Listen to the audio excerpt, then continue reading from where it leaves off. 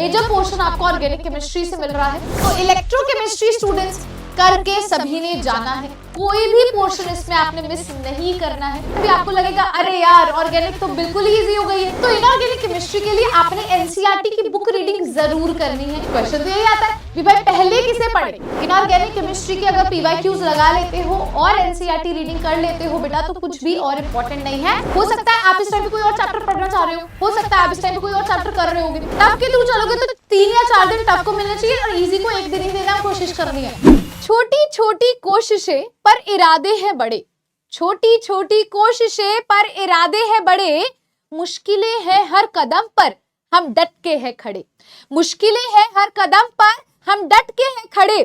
So hello my shimmering stars, today I Shaurya Grover welcome you all to this amazing platform of NCERT वाला। आज students मैं आपकी help करने आई हूं आपकी इस प्रिपरेशन के अंदर। आप लोग बोर्ड्स एग्जाम के बहुत ही पास आ गए हो, नजदीक आ गए हो और बहुत सारे बच्चों को ये टेंशन है भी मैम हम इतने कम टाइम में कैसे सब कुछ कवर करेंगे, कैसे सब कुछ मैनेज किया जाए ताकि हमारे बोर्ड एग्जाम्स में बहुत ही अच्छे मार्क्स आ जाए, है ना। तो एग्जाम्स है बहुत ही पास, लेकिन डरना नहीं है क्योंकि आज आपसे मैं डिस्कस करने जा रही हूँ 45 डे स्ट्रैटेजी। अभी आपका मूड ये हो सकता है भी टेंशन वाला हो, कुछ ऐसा, है ना, लेकिन इस वीडियो के बाद आपका मूड कुछ ऐसा होने वाला है और जब तैयारी कर लोगे ना तो फिर मेरे चमकते सितारों का मूड कैसे होगा, तो मेरे चमकते सितारों का मूड ऐसे हो जाएगा, है ना।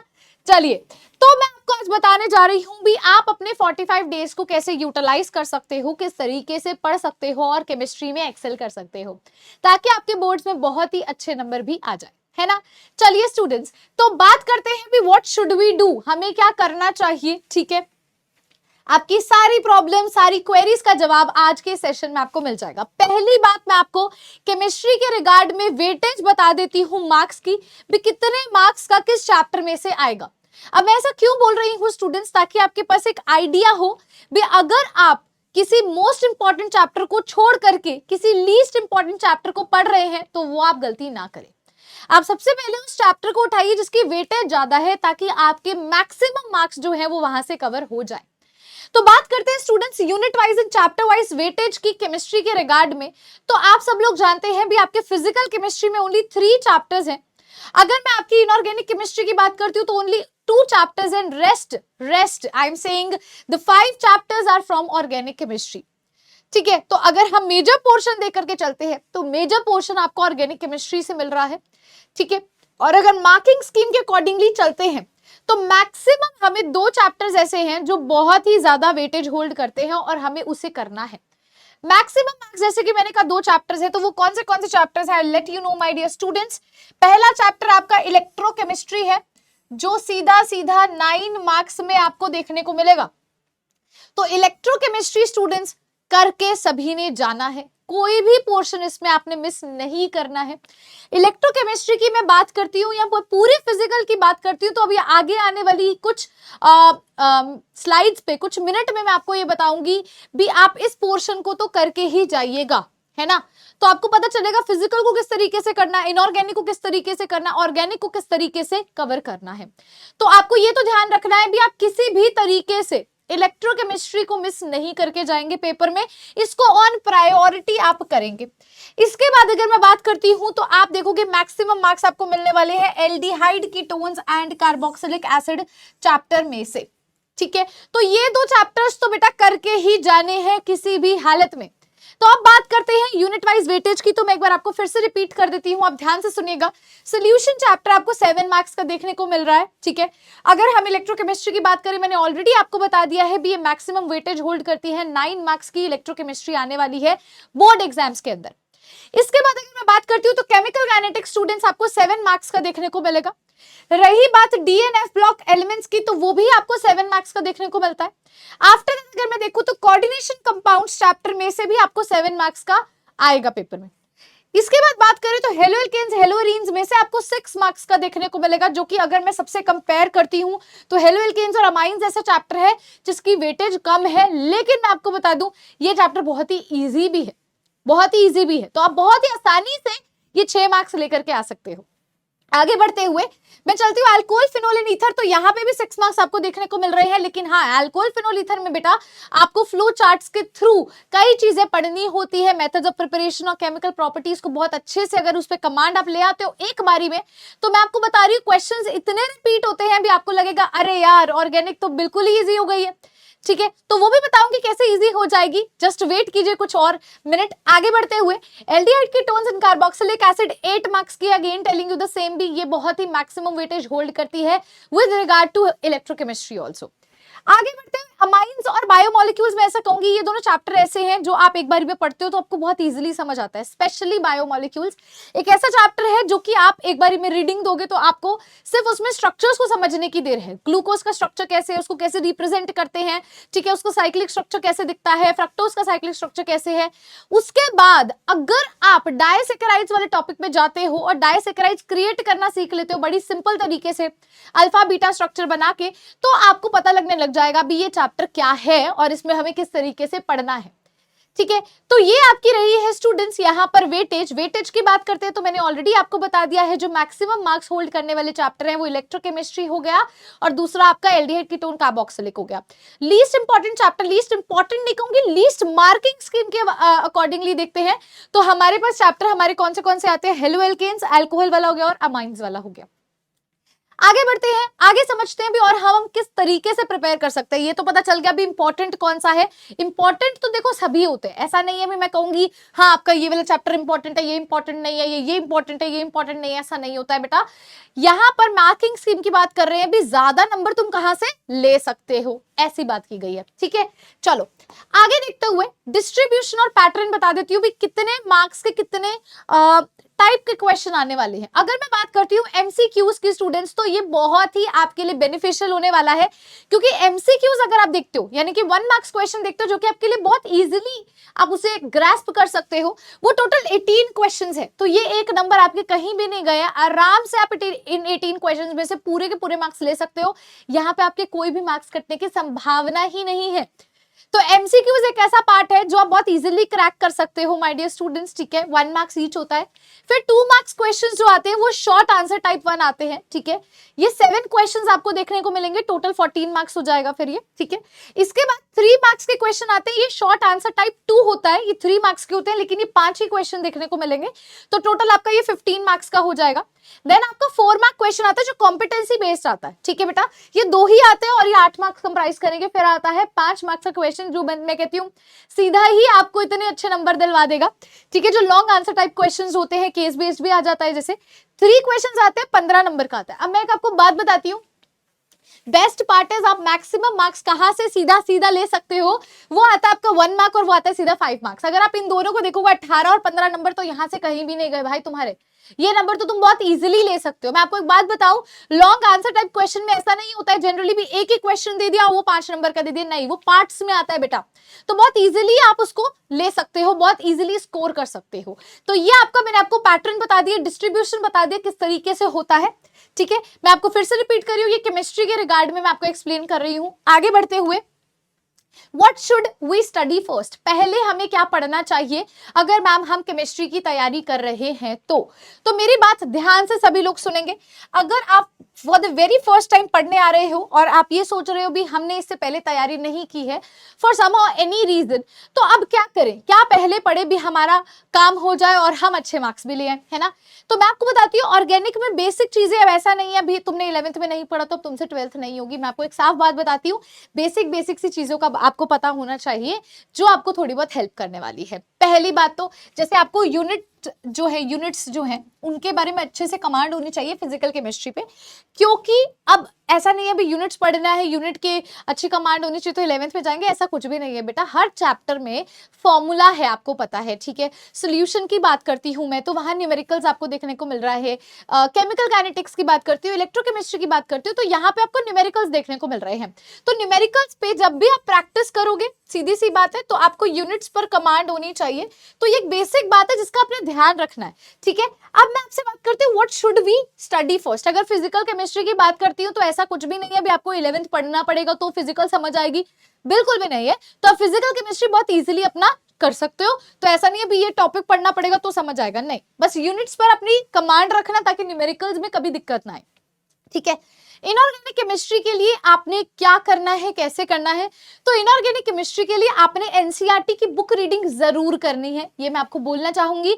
इनऑर्गेनिक केमिस्ट्री के लिए और बायोमोलिक्यूल्स चैप्टर के लिए, इनके लिए आपको एनसीईआरटी रीडिंग करनी बहुत जरूरी है। बहुत सारी क्वेरीज, बहुत सारी चीजें, बहुत सारे क्वेश्चंस वहीं से आने वाले हैं, ठीक है। अब ऑर्गेनिक के लिए आपको कुछ पहले पढ़ना पड़ेगा ताकि ऑर्गेनिक थोड़ी सी इजी हो जाए। बेसिक चीज आपको जो पढ़नी पड़ती है बेटा, वो आईयूपीएसी नॉमेनक्लेचर पढ़ना होता है। सिर्फ आईयूपीएसी नॉमेनक्लेचर का एक बेसिक सा रूल पढ़ लीजिएगा, आपके लिए ऑर्गेनिक जो है बहुत इजी हो जाएगी समझने में, ठीक है। वरना आप लोग अगर कंपाउंड को ही रिकॉग्नाइज नहीं कर पाओगे तो कैसे पढ़ोगे, है ना। तो बस आईयूपीएसी नॉमेनक्लेचर और जीओसी की छोटी छोटी बातें, पूरी जीओसी की बात नहीं कर रही हूं, थोड़ी सी ही जीओसी की बात कर रही हूं मैं, ठीक है। जो आपको जहां पे जो टॉपिक चाहिए होगा आप ऑटोमेटिकली समझ जाओगे। जैसे कि मान लीजिए हम अब न्यूक्लियोफिलिक सब्स्टिट्यूशन रिएक्शन पढ़ रहे हैं, अब हमें यही नहीं पता न्यूक्लियोफाइल क्या है, या इलेक्ट्रोफिलिक एडिशन रिएक्शन के बारे में हमको जान रहे, तो हमें इलेक्ट्रोफाइल के बारे में ही नहीं पता। तो ये छोटे छोटे शब्द जो आपको बार बार देखने को मिलेंगे, जैसे कार्बोकटाइन बार बार देखने को मिलेगा, कार्बोनाइन बार बार देखने को मिलेगा, तो छोटी छोटी बेसिक बातें आप जीओसी से पढ़ के आइए, जहां पर आप बॉन्ड ब्रेकेज, बॉन्ड क्लीवेज इनके बारे में स्टडी करते हो, इलेक्ट्रोफाइल्स, न्यूक्लियोफाइल्स के बारे में स्टडी करते हो, कार्बोकटाइन, कार्बोनाइन के बारे में। तो बस बेसिक बेसिक पता होना चाहिए। मैं फिर से बोल रही हूँ, डेप्थ में नहीं जाना है, ओनली बेसिक इज रिक्वायर्ड, ठीक है। और अगर आपके पास इतना भी समय नहीं है तो भी कोई दिक्कत नहीं है। जब आप सीधा डायरेक्टली भी चैप्टर को पढ़ते हो तो हम लोग आपको वहां पर भी बताते हैं, बेटा ये 11th का इतना सा पार्ट है, इसको पढ़ लो, काम खत्म हो जाएगा, ठीक है, ऐसे करके। तो ये आप अगर पढ़ लोगे थोड़ा सा बेसिक जीओसी का और आईयूपीएसी नॉमेनक्लेचर, बेटा तो कहानी इजी हो जाएगी। इजी करने का तरीका है, ठीक है। अब जब ये कहानी इजी हो गई तो मैम अब कौन से चैप्टर को पहले उठाया जाए, है ना। क्वेश्चन तो यही आता है भी भाई पहले किसे पढ़े। तो मैं आपको एक सजेशन देना चाहूंगी, आप लोग क्या कर सकते हो, पहली बात तो आप वेटेज के अकॉर्डिंगली दो फैक्टर्स है, वेटेज के अकॉर्डिंगली भाई डिवाइड कर लो, जिसकी ज्यादा वेटेज पहले उन चैप्टर्स को निपटा लिया जाए। दूसरा, आप इनमें से कोई भी तरीका फॉलो हो, जो आपको टफ लगता है पहले उसे उठाओ। देखो अब ये एक चांसेस है भी आपका सब कुछ प्रिपेयर्ड है ना, तो आप वेटेज के अकॉर्डिंगली काम करिए। मान लो आपका सब कुछ प्रिपेयर्ड नहीं है बेटा, तो पहले आप उन टॉपिक्स को उठाइए जो आपको टफ लगते हैं, ठीक है, उन चैप्टर्स को उठाओ। पता है क्यों मैं ऐसा बोल रही हूं, जब पेपर आने वाला होगा ना तो उस टाइम पर ना आप इजी वालों को तो बहुत फटाफट कर पाओगे, लेकिन टफ वालों को उठाते सारी आपको घबराहट लग जाएगी। अरे भाई टाइम नहीं है। कई लोग ये सोचते हैं पहले इजी को कर लेते हैं ताकि बाद में टफ रह जाए। आपकी पॉइंट बिल्कुल सही है, लेकिन बेटा आप ये समझो, जैसे जैसे आप पेपर के नजदीक जाओगे आप लोग और टेंशन में आओगे और आपको तनाव होगा, तो आप वो टफ पार्ट नहीं पढ़ पाओगे। अभी फिलहाल के लिए मैं इतना कहना चाहूंगी कि अगर आप ये इस वाले पार्ट को फॉलो कर रहे हो तो 45 डेज में से एटलीस्ट 15 डेज आप इस टफ को एक्सपेरिमेंट में दे दो भी। टफ वाला पार्ट, टफ वाले चैप्टर जो रह गए 15 दिन में खत्म करने, ताकि बाकी के 30 डेज जो है वो आप सिर्फ प्रिपरेशन करो, सिर्फ रिविजन करो। समझ गए ना बात मेरी, है ना, समझ गए ना। 15 दिन सिर्फ एक्सपेरिमेंट करो, बाकी के 30 दिन सिर्फ रिविजन करनी है, सिर्फ क्वेश्चन सॉल्व करने, सिर्फ पीवाईज यूज करने हैं, प्रैक्टिस करनी है, दैट्स इट, ठीक है। या फिर अगर आप वेटेज के अकॉर्डिंग चल रहे हो तो वेटेज देख लो भाई, 9 नंबर्स किसके, इलेक्ट्रोकेमिस्ट्री पहले कर लो, फिर एल्डिहाइड की टोन वाला कर लेना, फिर बाकी उठा लेना, फिर 7 मार्क्स वाला उठा लेना, फिर 6 मार्क्स वाले पे आ जाना, ऐसे कर सकते हो, ठीक है। तो ये तरीका आपको पता चल गया होगा अब, है ना। आगे बढ़ते हुए अब मैं यहाँ पे आपको चीजें बताना चाहूंगी भी किसमें आपको क्या क्या चीजें करनी बहुत जरूरी है, उसके बाद मैं आपको प्लान भी बता दूंगी, ठीक है। तो अगर मैं बात करती हूँ फिजिकल केमिस्ट्री की बेटा, तो फिजिकल केमिस्ट्री में न्यूमेरिकल्स जो होते हैं बहुत इंपॉर्टेंट है, ठीक है। Numericals is very very very very important everybody. Chemical kinetics के सभी ग्राफ्स को एक पेज पे ड्रॉ कर लीजिएगा, ठीक है। जैसे कि अगर मैं बोलती हूँ first order kinetics, zero order kinetics हो गया या सेकेंड ऑर्डर काइनेटिक्स हो गया, तो ग्राफ्स को सभी एक तरफ पे, एक पेज पे ड्रॉ कर लेना ताकि फटाफट से उसकी रिवीजन हो सके आपकी, ठीक है। रही बात सोल्यूशन चैप्टर की, तो सोल्यूशन चैप्टर में भी आपके पास ग्राफ्स आते हैं with regard to your colligative property, है ना। तो कॉलिगेटिव प्रॉपर्टी के रिगार्ड में जितने भी ग्राफ्स आते हैं बेटा, इसको सबको कवर कर लेना। इसके बाद मैं आगे चलती हूं, तो इनऑर्गेनिक केमिस्ट्री में मैं आपको साफ साफ बोलना चाहूंगी भाई, यहां पर एनसीईआरटी रीडिंग की बहुत बहुत जरूरत है। आपको एनसीईआरटी रीडिंग जरूर कीजिएगा, प्लस आप यहाँ पे पीवाईक्यूज लगाइए सभी।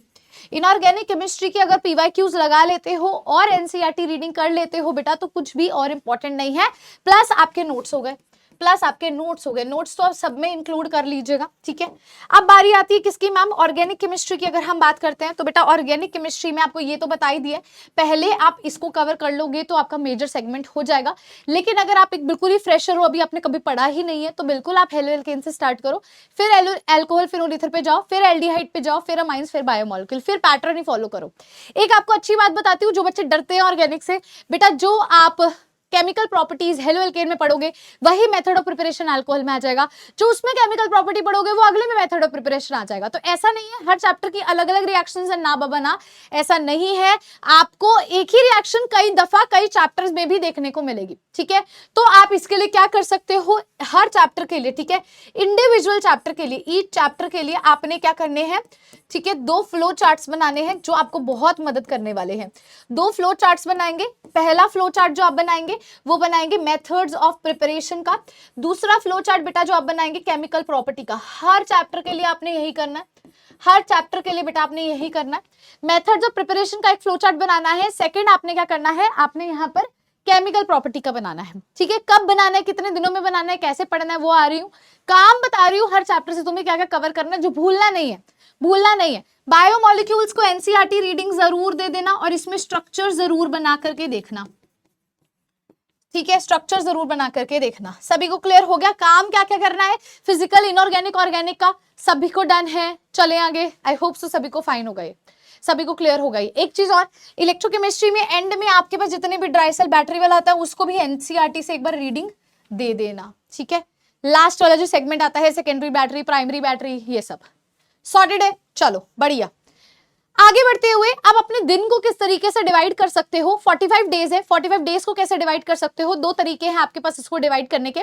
पहला तरीका बहुत ही सिंपल आता है, मैं आपको दिखाती हूँ भाई। पहले तरीके में आप ऐसे करो, day 1, day 2, day 3, day 4, day 5 ऐसे करके पर चैप्टर को 3 दिन या 2 दिन दो, हर चैप्टर को 3 दिन या 2 दिन दो, ऐसे कर सकते हो।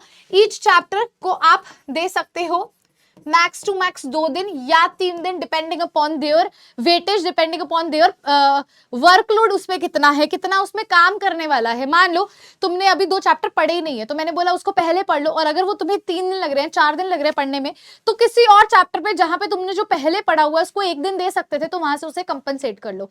लेकिन मिनिमम हर चैप्टर को, अभी 45 डेज है तो मिनिमम हर चैप्टर को 2 या 3 दिन दो। इस अकॉर्डिंगली आप डिवाइड करो, डे 1, डे 2, डे 3, तो इन 3 दिन में मान लो तुमने क्या कर लिया, सोल्यूशन चैप्टर कर लिया, फिर नेक्स्ट 3 दिन तुमने इलेक्ट्रोकेमिस्ट्री कर लिया, फिर नेक्स्ट 3 दिन तुमने क्या कर लिया, सोल्यूशन कर लिया। तो इस तरीके से आप कर सकते हो। अगर ये सब हो जाए, एक बार ये सब डन हो जाए, उसके बाद ईच चैप्टर को 2-3 दिन देने के बाद आप उठाओगे प्रीवियस ईयर का क्वेश्चन पेपर। क्या उठाओगे, प्रीवियस ईयर का क्वेश्चन पेपर, और उसके बाद वो भी हो जाए सॉल्व, तो उसके बाद आप सीबीएसई का बेटा सैंपल पेपर उठाओगे। प्रीवियस ईयर का क्वेश्चन पेपर उठाने के बाद जो सीबीएसई ने सैंपल पेपर अपलोड किया है, आप लोग उसे सॉल्व करेंगे। तो पहली स्ट्रैटेजी आई होप सो सभी को क्लियर होगी। हर चैप्टर को 2 या 3 दिन दीजिए, 2 या 3 दिन दीजिए, इस तरीके से प्लान कीजिए। देखो चाहे तो मैं आपको प्लान करके यहाँ लिख दूं, डे 1, डे 2, डे 3 पहले सॉल्यूशन करो, डे 4, डे 5, डे 6 ये करो वो करो, ऐसे चल सकते हैं। पर हो सकता है आप इस टाइम पे कोई और चैप्टर पढ़ना चाह रहे हो सकता है आप इस टाइम पे कोई और चैप्टर कर रहे होगे, है ना। पर ये क्या है, ये सीक्वेंस के अकॉर्डिंगली मैंने बोल दिया ऐसे कर सकते हो। दूसरा वे क्या आता है, ये इस तरीके से सीक्वेंस चलेगा बेटा। दूसरा वे जो आता है, सेकंड वे जो आता है, वो आता है पहले टफ चैप्टर्स को खत्म किया जाए, पहले टफ को उठाया जाए, फिर इजी को उठाया जाए। टफ चैप्टर्स को आपने मैक्सिमम 3 या 4 दिन देने हैं, मैक्सिमम 3 या 4 दिन देने हैं, और इजी चैप्टर को मिनिमम 1 या 2 दिन ही देने हैं। इजी चैप्टर को मिनिमम 1 या 2 दिन ही देने हैं, इस तरीके से चलना है। उसके बाद आपने यहाँ पे भी सीबीएसई का सैंपल पेपर जो सीबीएसई ने अपने साइट पे अपलोड किया है उसे सॉल्व करना है, और आपने प्रीवियस ईयर क्वेश्चन पेपर को सॉल्व करना है, प्रीवियस ईयर क्वेश्चन पेपर को सॉल्व करना है। तो 2 तरीके बता दिए, अब आपने सिलेक्ट करना है भी आपने कौन सा ऑप्ट करना है। उस अकॉर्डिंगली आप अपने 45 डेज को डिवाइड कर दो। अभी बैठ के कर लो, वीडियो को पॉज करके पहले डिवाइड करो ताकि अगली स्लाइड पे चले हम, ठीक है ना। डन है मैम। अब विच बुक्स टू स्टडी भी भाई ठीक है मैम, दिन डिवाइड कर लिए, पढ़ना कैसे वो डिवाइड कर लिया, पर पढ़ना क्या है ये भी बता दो। ऐसा तो नहीं है ना भी कुछ एक्स्ट्रा बुक लेनी पड़ेगी, नहीं बेटा। एनसीईआरटी के इन टेक्स्ट क्वेश्चन सभी ने करने ही करने हैं। देखो ये तो करने ही करने, ये सारे करके जाना, मैं बता रही हूँ। रिपीट होते हैं क्वेश्चन, एनसीईआरटी इन टेक्स्ट सीधा के सीधा उठा के दे देते हैं, एग्जाम्पल फुल करने हैं, एक्सरसाइज आप वो करिए जो आपको टफ लग रही है, ठीक है, जो आपको क्वेश्चंस टफ लग रहे हैं सिर्फ उसी को सॉल्व करो, लेकिन ये दोनों आपने फुल करना है भाई। इन टेक्स्ट क्वेश्चंस वो होते हैं जो एनसीईआरटी के बीच में लिखे होते हैं, खुद से ट्राई करो, एग्जाम्पल जो करके देता है। तो इन टेक्स्ट और एग्जाम्पल दोनों करने हैं, एक्सरसाइज का सिर्फ टफ पार्ट करना है, एग्जाम्पलर भी फुल करनी है। एग्जाम्पलर में सिर्फ एमसीक्यूज होते हैं, अगर एग्जाम्पलर अच्छे से कर लोगे, मतलब ऑलमोस्ट एमसीक्यूज होते हैं, कर लोगे तो भाई तुम्हारे वो 18 नंबर कहीं नहीं जा रहे, है ना। तुम्हें आइडिया लग जाएगा किस तरह का क्वेश्चन आता है। और अगर आपने देखा होगा पीवाईक्यू उठा करके तो कितने क्वेश्चंस आपको इन्हीं में से देखने को मिल रहा है भाई, है ना।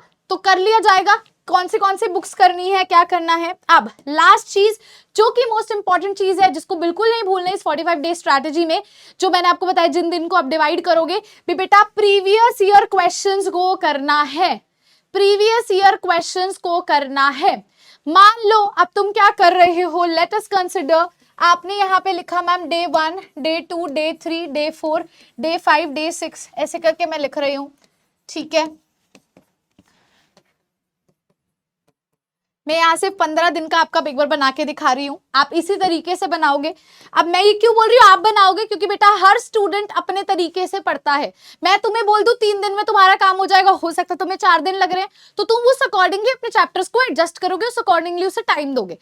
या तो सीक्वेंस के थ्रू चलोगे या टफ के थ्रू चलोगे। सीक्वेंस के थ्रू चलोगे तो हर चैप्टर को 2 या 3 दिन मिलने चाहिए, टफ के थ्रू चलोगे तो 3 या 4 दिन टफ को मिलने चाहिए, और इजी को 1 दिन ही देना कोशिश करनी है, इजी को 1 दिन ही देना कोशिश करना है।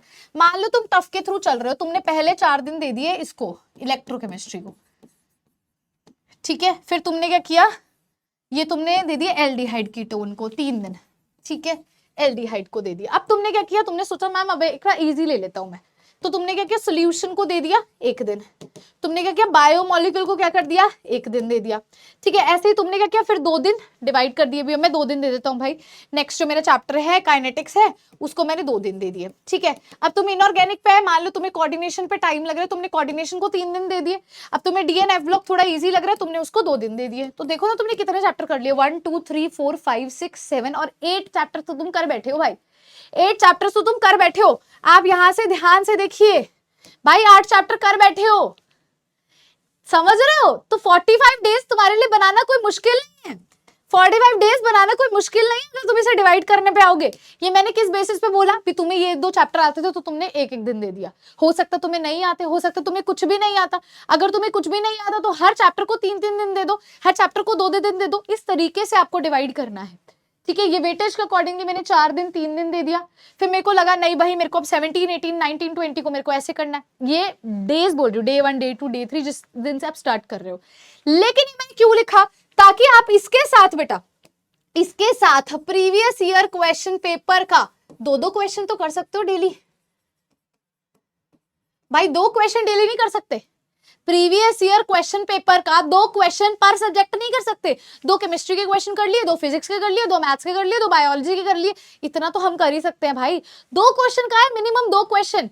45 डे स्ट्रैटेजी कर रहे हो, 2 क्वेश्चन कर रहे हो, सोचो कितना हो जाएगा। सैंपल पेपर भी बीच में निबट जाएगा, प्रीवियस ईयर क्वेश्चन पेपर भी हो जाएगा। तो ये जो भी आप प्लान बनाओ अपने अकॉर्डिंगली बनाओ, और उसके साथ 2 क्वेश्चन डेली करो। अपने अकॉर्डिंगली कैसे बनाना है मैंने आपको तरीके सारे बता दिए, और क्या क्या कवर करना है वो भी तरीका सारा बता दिया।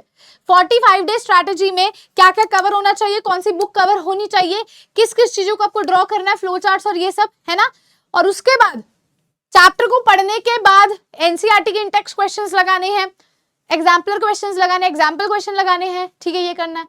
फ्लो चार्ट बनाना है, फिर पीवाईक्यू करना है, सैंपल पेपर करना है, सब आपको बता दिया गया है। तो स्टूडेंट्स आई होप सो आपको ये जो मैंने 45 डे स्ट्रैटेजी बता दिया भी किस तरीके से आपने अपने इन 45 डेज को यूटिलाइज करना है। तो अभी तो आप लोग इस स्थिति पर आ गए हो, इस स्थिति से अब मैं चाहती हूं इसको फॉलो करो और मेरे चमकते सितारों ऐसी स्माइल ले आओ, है ना। यस माय शिमरिंग स्टार्स, ऐसी स्माइल आएगी ना। सो आई होप सो आपको ये जो सेशन है ये कुछ हेल्प करेगा आपके एग्जाम में, ठीक है, और आपकी जो प्रिपरेशन है उसको और भी बूस्ट करेगा। Students all the very best for your examination, take care of yourself, thank you so much, have a good day.